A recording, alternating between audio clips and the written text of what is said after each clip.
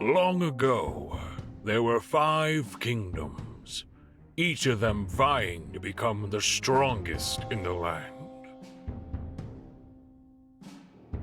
However, the Spell Kingdom, once a force to be reckoned with, was beginning to lose ground in the Great War.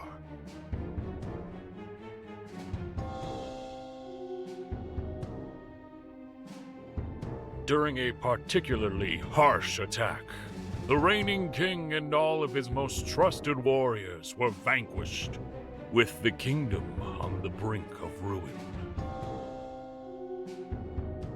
But then, when all seemed lost, a traveling sorcerer joined the fray, wanting to help the impoverished kingdom.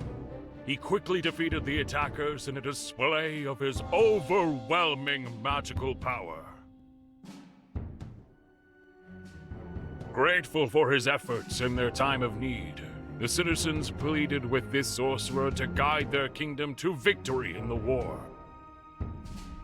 Willing to take on the challenge of bringing the Spell Kingdom back to its former glory, he readily accepted and began training the citizens in his powerful magics. The new king soon realized that some citizens had a natural affinity for his brand of magics, and so he handpicked these promising candidates to receive training in order to bolster the kingdom's defenses. In no time at all, the efforts of the new king had started to pay off. The Spell Kingdom was well on its way to becoming a worthy contender once again.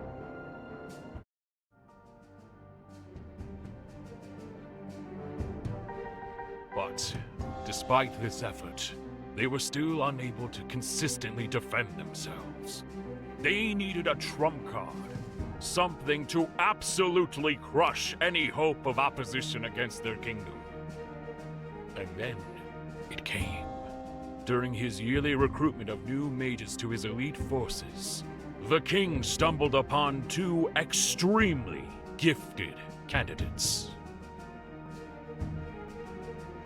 21-year-old Talia and 22-year-old Faye, proclaimed by the king to have potential that only comes once in a century, immediately started receiving daily private training by the king himself.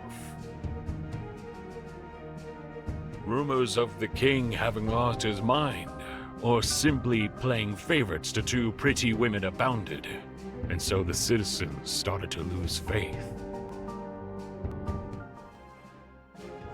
However, just after 6 short months, the results of their training quieted any doubts about them. Upon their first deployment in battle, they effortlessly crushed the attacking forces single-handedly. The populace was in awe. It was as if they were seeing an echo of the king's performance from 5 years ago. There was a celebration that night. These saviors would ensure a future for the citizens of the Spell Kingdom for a long, long time. Or so they thought. Using his magics, the king foresaw his kingdom in ruins by next year. Threatened by Talia and Faye, the other kingdoms had started to plan to band together to wipe out all he had built up. Desperately, he sought out any solution, straining his magical power to its limits as he scoured the surface of the planet for any hope. Finding none, he decided there was no choice left but to cast his magical sight to that which lay beyond the realm of the current world. His efforts finally paid off. After many days locked away in his chambers, he had found the kingdom's trump card.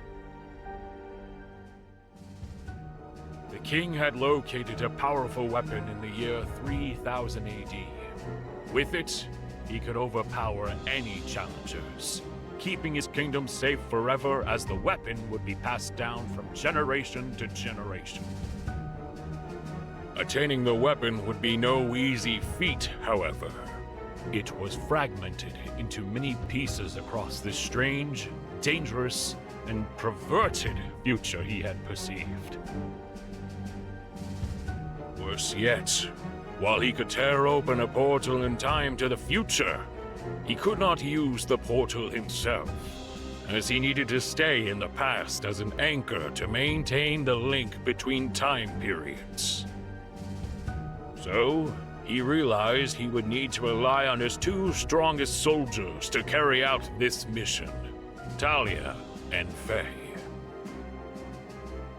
He spent the next day briefing them about everything he had learned. The abysmal future that the kingdom faced, the powerful future weapon, the global government that controlled the planet without issue. And lastly, what the king didn't know, though, was that both of the women didn't really care about such a position. They each had their own motive for gathering the weapon. Faye, being arrogant and egotistical, wanted it for herself. She desired to not only take over the Spell Kingdom, but all the other warring kingdoms as well. Talia, being a pacifist at heart, wanted the weapon destroyed outright. She felt that there must be an alternative solution, as well as fearing the possibility of the weapon falling into enemy hands. After finishing his speech to the two of them, the king informed them that they would need to depart in just 5 days, when the fabric of time and space was weakest. And so,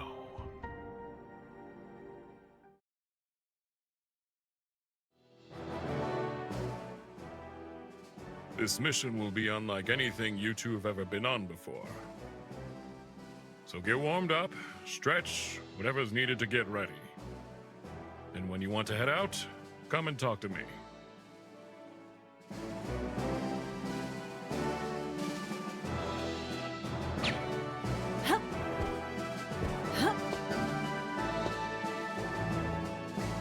Don't you have anything better to do, chump? Remember, missions today. Not worth wasting energy getting in another fight with her.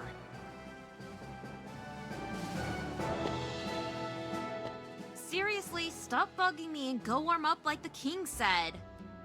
After all, we're actually rivals this time around. Don't ask me for help. What?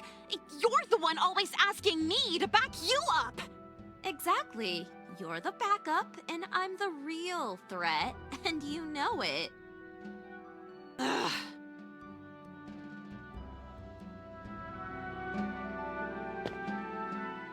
I've been trying to come up with battle plans, but you keep pestering me over and over. What's with you today? The only plans you've ever had were to kill anything and everything in your way. You're not wrong. Now shut up and let me plan some more.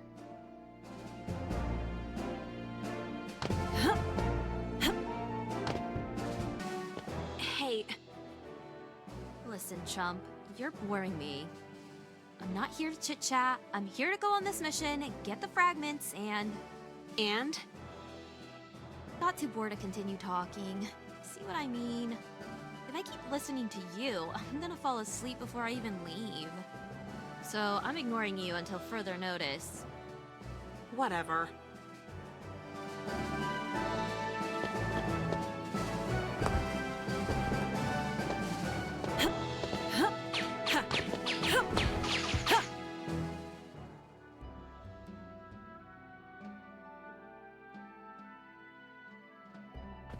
I assume you're ready to travel to the future?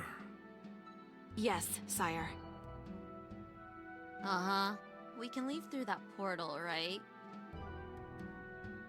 Correct, Faye. However, my morning visions have brought me new intel about the future, which I will share with you before you depart. First, it appears that the good guys in the future are the rebels. Conversely, the bad guys are part of the worm there. Nah, I'm out. Don't need to hear stuff about people I'm gonna wipe out either way. The The chump could stay and listen, though. She probably needs the extra help.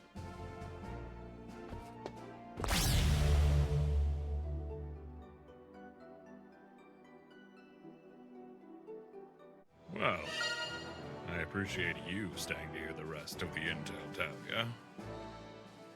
Of course. Now, I'll briefly go over the contraptions known as save pads.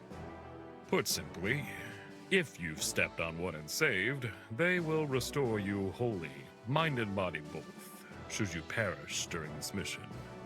The respawn process also restores any belongings and clothing you possessed at the moment of saving. That seems pretty convenient. Indeed. That functionality is why I've given magic-imbued earrings to the both of you. Biting or swallowing one of them will instantly and painlessly disintegrate you, causing you to respawn on a save pad seconds later. To escape enemy capture and avoid interrogation, I assume. Correct. These future people must not learn of your origins. Otherwise, they may travel to our time themselves, and with their advanced weaponry and abilities, not even I would stand a chance. Understood. I kinda wonder how far Faye's gotten ahead of me. Maybe I should leave.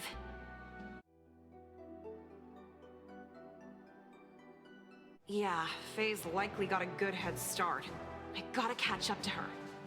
Plus, I think I've already heard anything useful the king had to say. Thanks for the intel, but if I don't go soon... Yes. Go on then. I'll be wishing for a successful mission outcome. Our future depends on it. I won't let you down.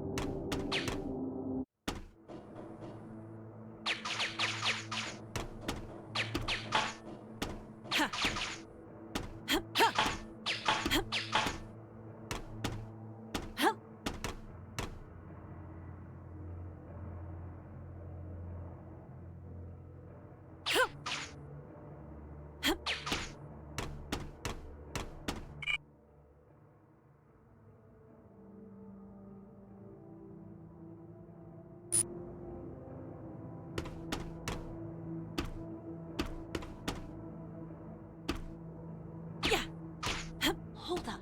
This is one of those databanks the king briefed us on. I'll check it out, just in case it's got anything important. All right, listen up. I only got a few minutes of charge left, so here's my last report on the Wildwood situation. Bad news first. Despite my best attempts, I couldn't figure out a way to cleanse the place of that terrible, terrible energy. It seems that the Wildwoods will have to remain dependent on that loathsome fuel for now. I also lost a good man last night. Tuomas was the last of my squad, having survived this long despite horrific injuries. We should all strive to match the pure grit and willpower he personified. On to better things. This morning, I finished gilding every Seeba-tainted databank in the node. Making these databanks gold should be the standard across every precinct. It would reduce the ever-increasing chances of organization members stumbling into them. As for myself, I may be alone, but I'm still in good shape. If neither the Twilight Terror nor Seeba's efforts were enough to bring me down, then certainly the inhabitants of the Wildwoods aren't a threat to me. Once I've rested some, I'll be on my way back home to celebrate our consecutive victories with you all. Clean out. Gold databanks, Seeber, and a guy named Clean. Seems like those might be good to remember. Hope Faye isn't too far ahead now, though. Checking that out took longer than I thought.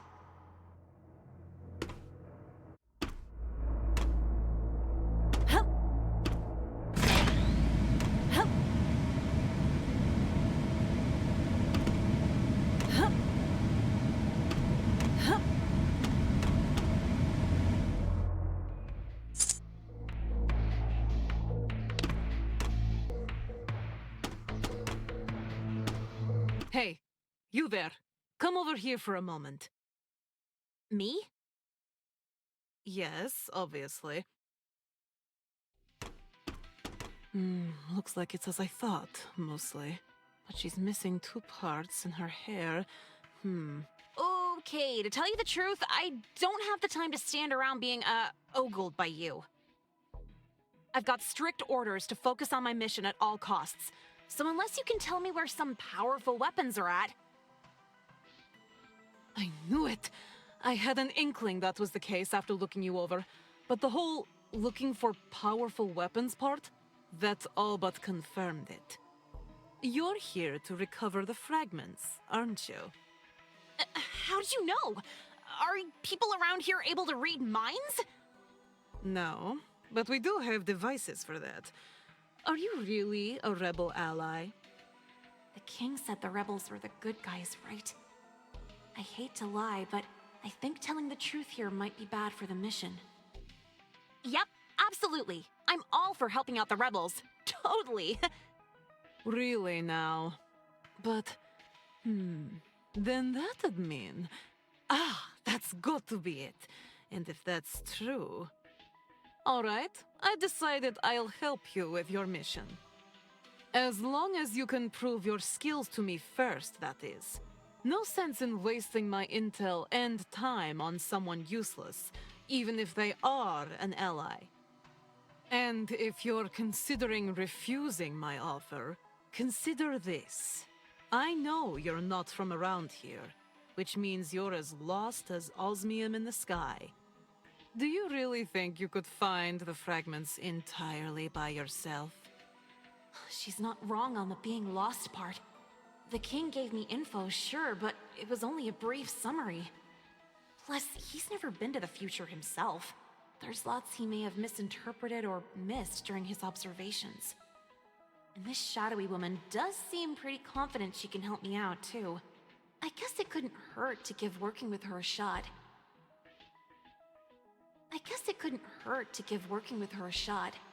Okay, I'll take you up on that offer. But how'd you want me to prove myself? I'm not gonna do anything weird, so don't ask if that's all you want. Actually, it's quite simple. You only need to make your way through a single one of these paths that extend from the hub room we're in.